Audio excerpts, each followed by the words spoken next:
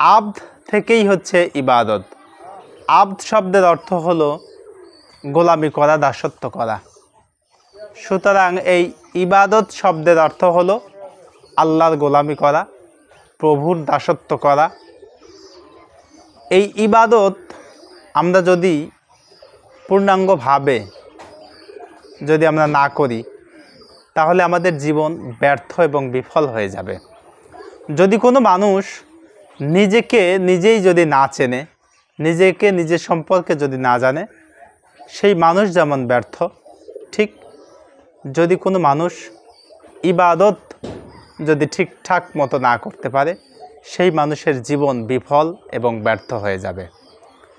আমি দৃষ্টান্ত এভাবে দিয়ে থাকি, যদি কোনো ডাক্তার রোগীকে সেবা দেয় এবং তার সেবার মাধ্যম দিয়ে যদি রোগ নিরাময় না হয়, তাহলে সেই ডাক্তার নিজেকে ব্যর্থ বলে, সেই সেবায় সেই ডাক্তার নিজেকে ব্যর্থ বলে গণ্য হয়।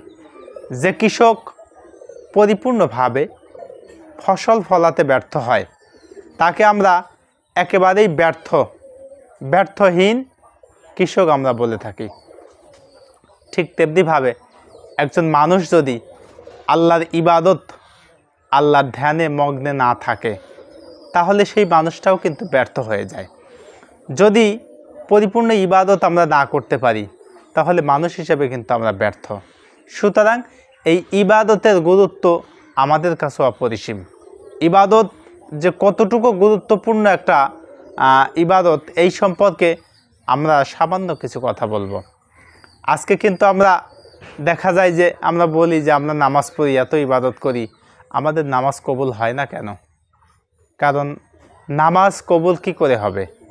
আজকে আপনারা কিন্তু একটা বিষয় লক্ষ্য রাখবেন যে আমরা নামাজ পড়ি ঠিক আছে, কিন্তু আল্লাহর যে গোলামতি করা, আল্লাহর যে দাসত্ব করা, এই দাসত্ব কি আমরা একেবারে ঠিকঠাক মতো করতে পারি? আল্লাহ কিন্তু সূরা জারিয়ার মধ্যে বলেছেন, অমা খলাকতুল জিন্না ওয়াল ইনস ইল্লা লিয়াবুদুন। মানুষ এবং জিন জাতিকে আল্লাহ রাব্বুল আলামিন শুধুমাত্র তার ইবাদতের জন্য সৃষ্টি করেছেন, অন্য কারো দাসত্ব গোলামতি করার জন্য নয়।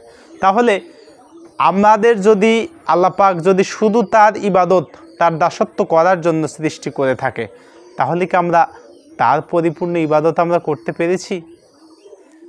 এভাবে দৃষ্টান্ত দিতে থাকি, একজন মনিব যদি তার গোলামকে বলে যে গোলাম, আমি তোমাকে রেখেছি, তুমি আমার পরিপূর্ণ কথা শুনবে, তুমি আমার সবগুলি কাজ করে দেবে। যদি আমরা সেই কথাগুলি ঠিকঠাক মতো শুনি, তাহলে সেই মালিক কিন্তু আমাদের বেতন দেবে। আমরা যদি এই গোলাম হয়ে যদি আমরা বলতে থাকি যে আমি আমার মালিকের কিছু কথা শুনবো, কিছু কথা শুনবো না, তার কিছু হুকুম মানব, কিছু হুকুম মানব না, তাহলে সেই মালিক কিন্তু আমাদের পরিপূর্ণভাবে যে আমাদের যে কাজের যে বিনিময়, টাকা হোক, অর্থ হোক, এরপরে গম হোক, জব হোক, যার মাধ্যমে আমাদেরকে গোলাম হিসাবে রাখুক না কেন, আমরা কিন্তু সেই জিনিসগুলি আমরা পাবো না। আমরা যদি এই সাধারণ দুনিয়ার মানুষের গোলামতি যদি আমরা ঠিকঠাক মতো না করি, তাহলে আমাদের যেমন পরিপূর্ণ সেখান থেকে একটা বেনিফিট, যে ফিডব্যাক আমরা পাবো, সেটা যদি না পেয়ে থাকি, তাহলে আমরা আল্লাহর ইবাদত, আল্লাহর দাসত্ব, আল্লাহর গোলামতি যদি না করি, তাহলে আমরা প্রভুর সান্নিধ্য কী করে পেতে পারি? আল্লাহ আমাদেরকে কি করে ভালোবাসবেন? আমাদের ইবাদত কেমন করে কবুল হবে? একজন মানুষ যদি সারাদিন তার মনিবকে বলে যে আপনি আমার মনিব, আপনি আমার মনিব, আপনি আমার অন্নদাতা, আপনার মাধ্যমেই আমি কিছু টাকা পয়সা এবং অনেক কিছু পেয়ে থাকি এবং সেখান থেকেই আমি আমার জীবিকা নির্বাহ করি, এই কথা যদি আমি আমার মনিবের সামনে বলি, আমার মনিব কিন্তু কখনোই খুশি হবে না, আমার মালিক খুশি হবে না। কেন হবে না? কারণ সেই মালিকের নাম 100 বার জপার চেয়ে যদি মালিক যেই কাজটা আমাকে করতে বলেছে, আমি যদি সেই কাজটা পরিপূর্ণভাবে করি, তাহলেই কিন্তু আমাদের ওই মালিক সন্তুষ্ট হয়ে যাবে। ঠিক তেমনিভাবে আমাদের আল্লাহ যদি আমাকে আপনাকে সৃষ্টি করেছেন একমাত্র তার ইবাদত এবং দাসত্বের জন্য।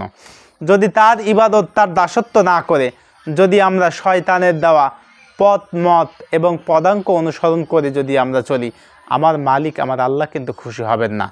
আমার আল্লাহকে আল্লাহ বলে যদি আমরা ডাক দেই, আল্লাহকে যদি আল্লাহ বলে স্বীকার করি, আল্লাহর যে বিধান, আল্লাহর যে হুকুম আমাদেরকে গাইডলাইন করেছে, কিতাবের মাধ্যমে বলেছেন, আমরা যদি সেই কাজটা করে থাকি তবেই কিন্তু আমাদের জন্য ইহকাল এবং পরকালে মুক্তির ব্যবস্থা আছে।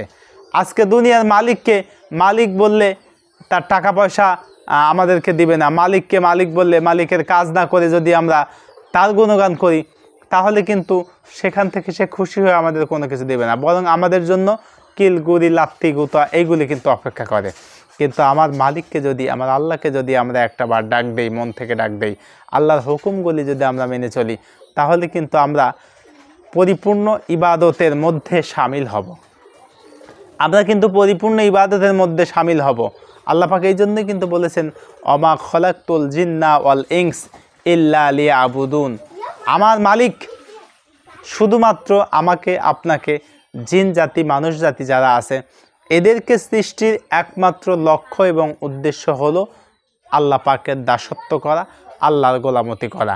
সুতরাং আল্লাহ পাকের ইবাদত, আল্লাহ পাকের দাসত্ব গোলামতি নিয়েই আমাদের জীবন এবং জিন্দেগি পরিপূর্ণভাবে গড়তে হবে।